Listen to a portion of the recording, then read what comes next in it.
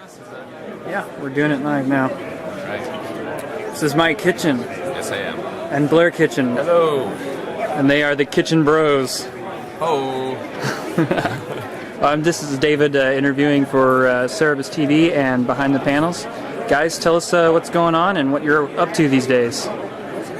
Well, we're at Space, obviously. Right now we're just plugging away at the next issues. I'm working on issue number 6 of the Possum.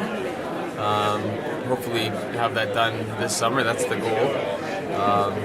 Mike, what are you up to? Just trying to sell some comics here at Space, and currently on the drawing board is Spy Guy number 3. So I'm trying to wrap that up for the summer to finish the First Strike storyline. I know you're on a certain page number, right? It's like number 5 or something. 5 or 6. You had a 2-page spread.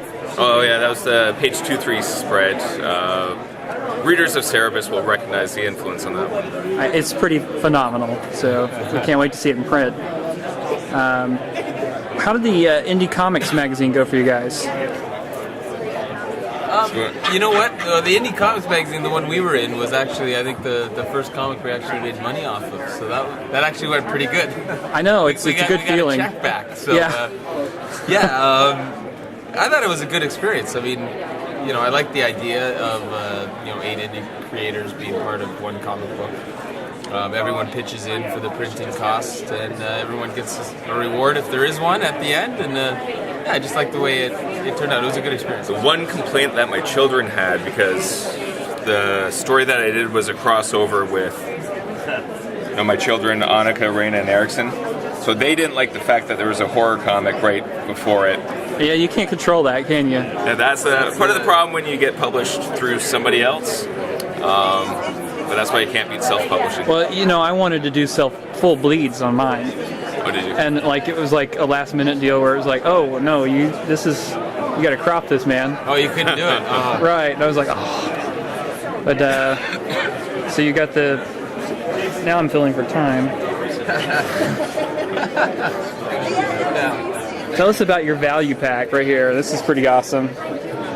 Well, the value pack is something that, after doing enough conventions, you realize that, well, first of all, in order to cover the table costs, it helps to have a big ticket item that, can try and cover all the expenses. But at the same time, people who are interested in the Possum and Spy Guy, and then there's a bit of a crossover audience, so that way you can actually offer something at a discount to people so they get more bang for their buck.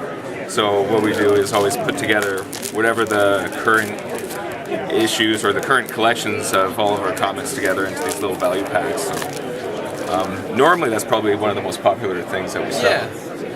Yeah, and it's great because because sometimes once you get chatting, though, people will be interested in one and a little interested in the other, and then you put the packs together, and we should add that you kind of cross-pollinate readers, and we learned a lot of tricks from Dave Sim with how to handle conventions and doing sketches, and when the lines are a little bit slower, you do a little bit longer drawings, which suddenly creates a crowd.